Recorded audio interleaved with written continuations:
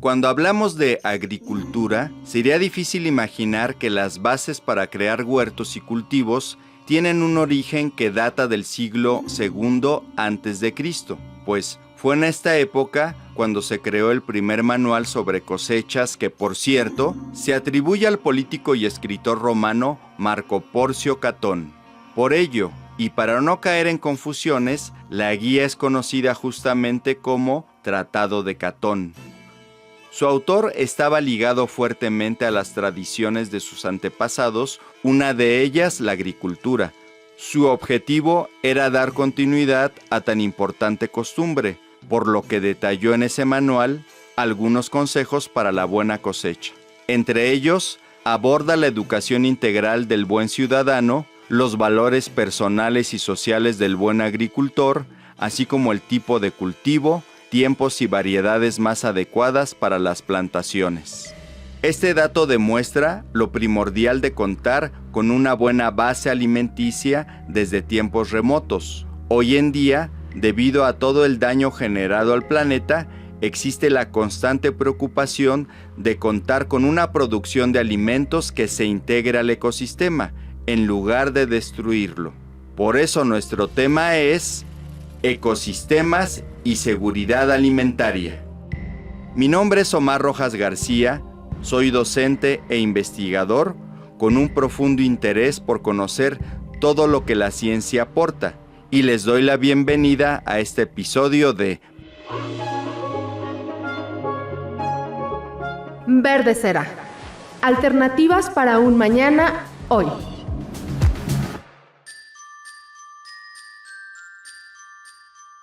Sería imposible pensar en la preservación de la humanidad sin la producción de alimentos. Además, con el paso del tiempo, la oferta y demanda alimentaria aumenta, así como el uso de recursos naturales para llevarla a cabo. Uno de los principales focos de atención es justamente lograr que el ecosistema puede verse menos afectado en este consumo. Nosotros tendríamos que reflexionar en el sentido de decir, bueno, sí, yo requiero alimento como un ser vivo, requiero, en el caso de humanos, requerimientos, necesitamos una cantidad calórica, sí, que esta energía la podemos obtener de alimentos, pero que nosotros está saber qué tipo de alimentos. Él es el doctor Gilberto Ortega, que nos acompañó anteriormente y nos habló de la ganadería climáticamente inteligente. Bueno, en esta ocasión nos explicará los principales aspectos acerca de los ecosistemas y la seguridad alimentaria, iniciando con su punto de vista sobre el uso responsable de la naturaleza en la industria de alimentos. Si nosotros distribuimos la carga calórica que nosotros requerimos como personas, no solo podemos consumir maíz, necesitamos proteína, necesitamos minerales, necesitamos aminoácidos, necesitamos ácidos grasos. Y entonces nosotros podríamos estimar realmente cuánto, en función del balance, cuánto requerimos. Los requerimientos que tiene una persona en el día, los requerimientos que tiene una sociedad, ¿sí?, en el día, en el mes, en el año de alimento. Es importante saber cuáles son los alimentos que vamos a consumir. Estos, además de ser benéficos para nuestro organismo, deben integrarse de mejor manera al medio ambiente. Gilberto nos explica que todo inicia desde la cosecha de alimentos al darle un mejor aprovechamiento a la tierra. Si nosotros sabemos cuánto requerimos de energía, de proteína, de aminoácidos, de todo esto, podemos estimar cuánto requerimos en una región de tierra para producir este alimento. Generalmente, implantamos un modelo productivo sin conocer el ecosistema, sin conocer tampoco los procesos ecológicos que de ahí se generan para garantizar que mi actividad pueda producir más. Y a veces llevamos actividades económicas a sistemas que no son productivos e intentamos presionar para que lo sean. Entonces se aplican herbicidas y otras sustancias nocivas para el ecosistema, que lo contaminan, cuando deberíamos estar haciendo lo contrario. Hay que conocer el ecosistema y saber hasta dónde podemos producir en él, porque vivimos en un planeta finito, por lo que preservar la seguridad alimentaria es necesario.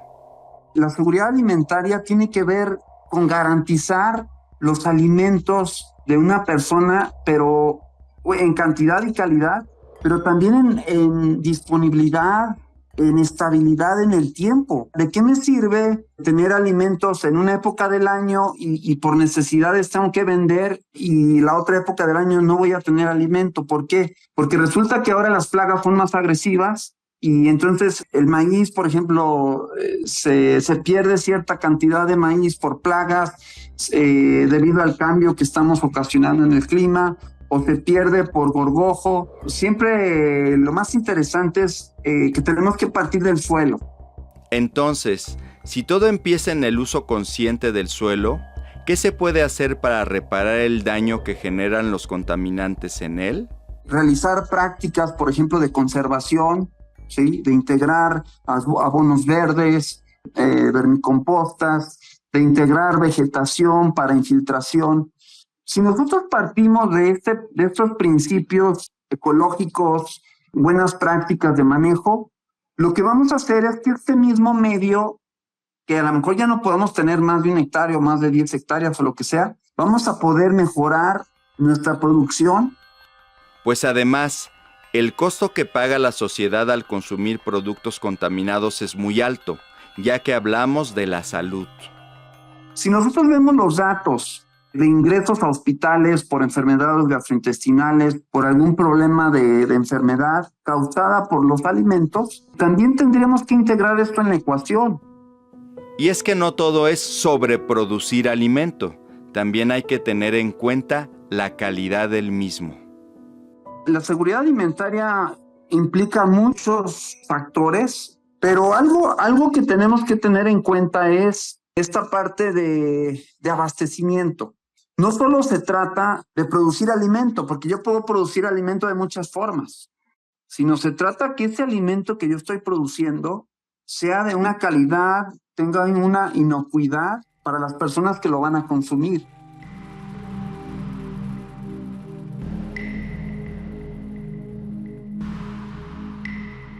Dentro del lenguaje ambiental existen 2 términos importantes de conocer. Hablamos de la agroecología y la agroforestería. Ambos cuentan con técnicas para mejorar la seguridad alimentaria a favor de la tierra. Por su parte, la agroecología integra a la ecología y los aspectos sociales para activar acciones en favor del ambiente. Y en cuanto a la agroforestería, se considera como un sistema que desarrolla un mejor aprovechamiento de árboles y especies leñosas en torno a la producción tanto agrícola como animal. Sin embargo, hay otras medidas que se suman a estas prácticas y que aportan de manera benéfica a la calidad alimentaria, algunas enfocadas a la niñez.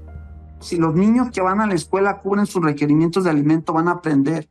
Pero un niño de 6 años que tiene que caminar 1 hora a su escuela y que no desayunó y que solamente a lo mejor a las 3 de la tarde o a las 4 que regresa a su casa va a comer, pues lógicamente que no va a aprender. La seguridad alimentaria se puede ver desde diferentes eslabones. Por ejemplo, en las escuelas, en estos programas donde tienen huertos familiares, a mí siempre ha sido importante que en la escuela tengan huertos familiares, aunque sea en una ciudad. Pero, ¿por qué es tan importante que los niños aprendan sobre huertos? Porque empezamos a educar a los niños a tenerlo.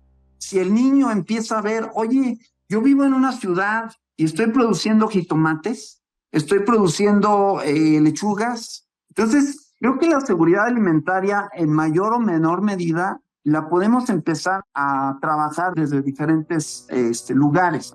A mí me ha tocado estar en pequeños huertos en ciudades en donde se tienen producciones muy interesantes de niños. Si un niño que apenas está creciendo, está entendiendo el mundo, lo puede hacer, pues imagínense nosotros con esa conciencia de todo esto que estamos hablando, yo creo que podemos cambiar muchas cosas. Por lo que entendemos, es mucho mejor para las nuevas generaciones que desde temprana edad conozcan y se inmiscuyan en este tipo de actividades integrándolas como parte de su vida cotidiana. Estas mismas acciones los llevarán a darle una mayor importancia a la producción alimentaria desde el uso del suelo. Cuando pensamos en un ecosistema, pocas veces reparamos en el suelo, siendo que en ese cuerpo lleno de materia orgánica hay agua, minerales, nutrientes que permiten la estabilidad de otras especies de las cuales dependemos. Entonces, si tenemos un uso responsable del suelo, podremos producir lo suficiente para garantizar nuestra seguridad alimentaria. Sobre este cuidado de la tierra, Gilberto nos habla de un sistema conocido como milpa intercalada con árboles frutales, MIAF, que es considerada una gran alternativa para la producción de cultivos. Es un proyecto que lo desarrolló el Colegio de Posgraduados. Entonces, en una unidad de producción podemos tener maíz, podemos tener frutales, ¿sí? Pero ¿qué pasaría si además de tener ese sistema, integro conocimiento para industrialización y entonces yo produzco mi pinole, yo produzco mis tortillas, yo produzco mi mermelada? Entonces, estamos integrando diferentes componentes sociales, de capacitación. Para esto necesitamos también tener centros de distribución y esto nos va a permitir que esta seguridad alimentaria se pueda cumplir bajo cantidad, calidad y estabilidad. Y además nos habla de otro proyecto para impulsar esa integración del ecosistema. El sistema milpa no es que sea el maíz, sino es un sistema, tiene maíz, tiene calabaza, tiene frijol, tiene haba, las gallinas andan ahí caminando. Entonces, si uno va al campo, de repente uno se encuentra que la gente corta un nopal, corta una fruta. Lo que nos hace entender que en este sistema se puede hacer uso de una sola región de tierra para cosechar distintos productos que hagan rendir más el suelo.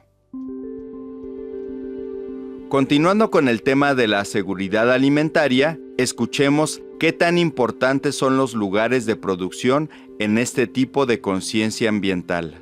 Creo que la seguridad alimentaria en mayor o menor medida la podemos empezar a trabajar desde diferentes lugares. Ahora, en una ciudad es complicado poder cubrir nuestros requerimientos porque no vamos a tener el espacio suficiente, pero sí podemos contribuir con prácticas para mejorar esto en los lugares de producción. Si tú vas a cualquier área alrededor de la Ciudad de México, vamos a encontrar zonas de producción, Milpa Alta, el lago de Texcoco, o sea, cualquier parte de la Ciudad de México que estemos hablando, Xochimilco, vamos a poder encontrar producción. Y añade una importante reflexión sobre el alimento. Creo que aquí lo que nos hace falta es un poco esta integración de la que hablamos en el podcast anterior, en donde tiene que ver con cómo queremos vivir, ¿sí? Porque al final no solo es tener alimento, como decíamos, es qué tipo de alimento y que sea constante. Ahora, desde el punto de vista agrícola y ganadero, no vamos a poder tener ciertos productos todo el tiempo.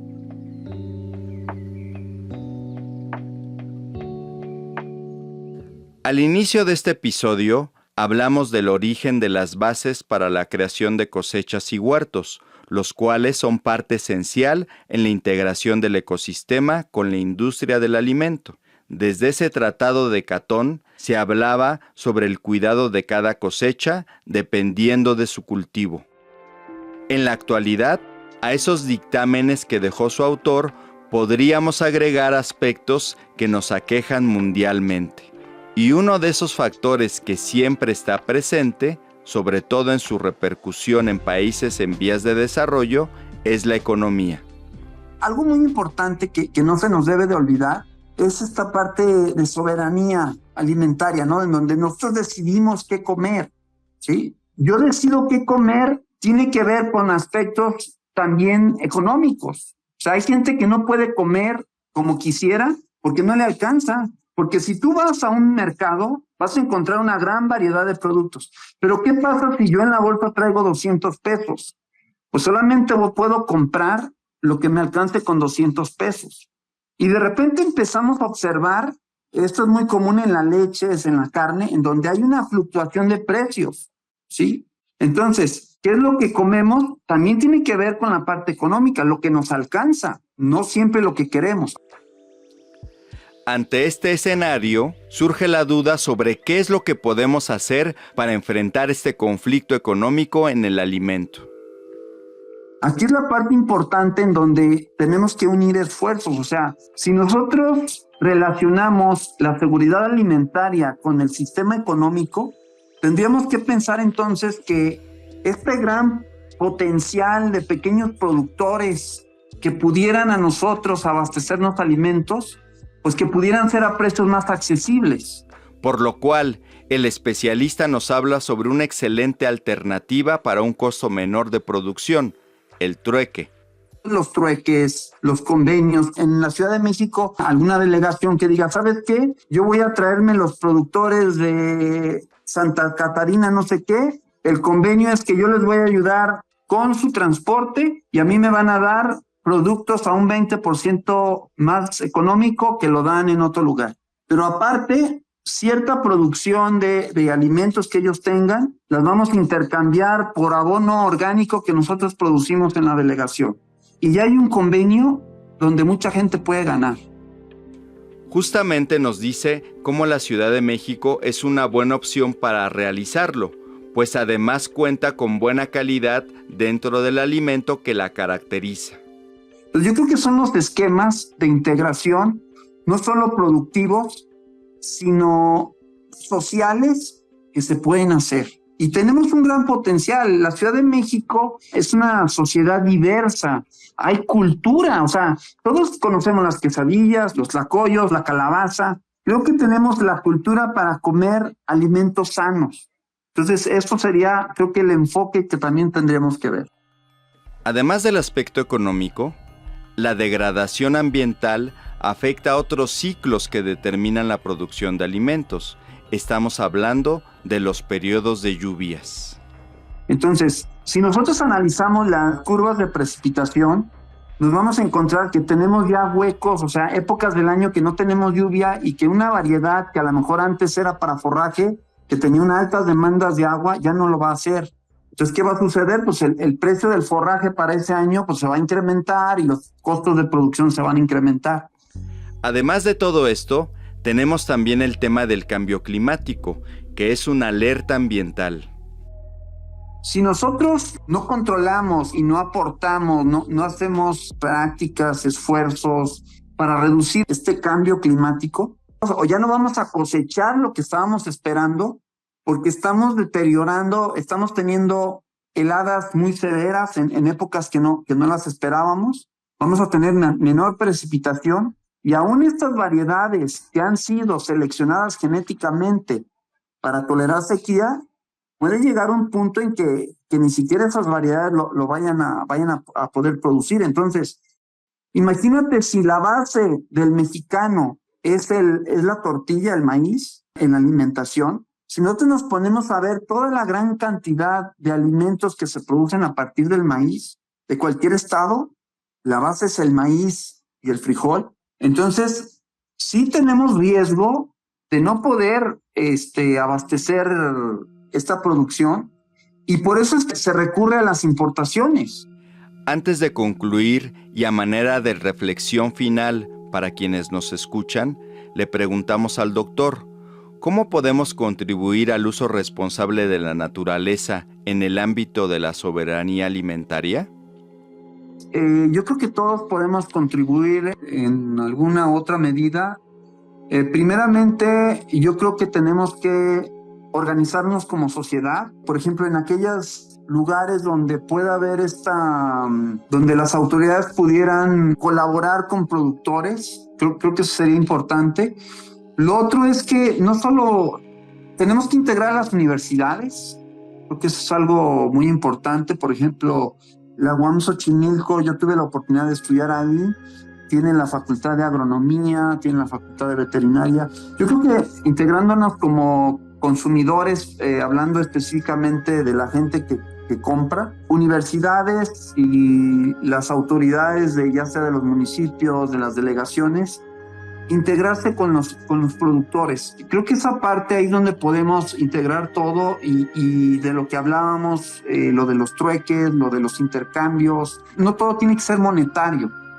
Agradecemos la colaboración del Dr. Gilberto Ortega para la realización de este episodio. Gracias también a Alejandro Joseph por la coordinación general, Karina Elián en el guión, Adolfo Cortés en los controles técnicos, Marcela Montiel y Alicia Rodríguez en la producción y su servidor, Omar Rojas García. En esta charla pudimos conocer cómo la seguridad alimentaria nos permite una mejor relación entre la industria de alimentos y el medio ambiente, lo cual es una gran oportunidad para remediar la afectación que colapsa nuestra biosfera.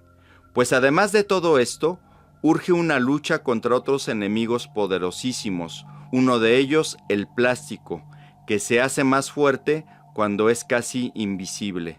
De este tema hablaremos en nuestro siguiente episodio.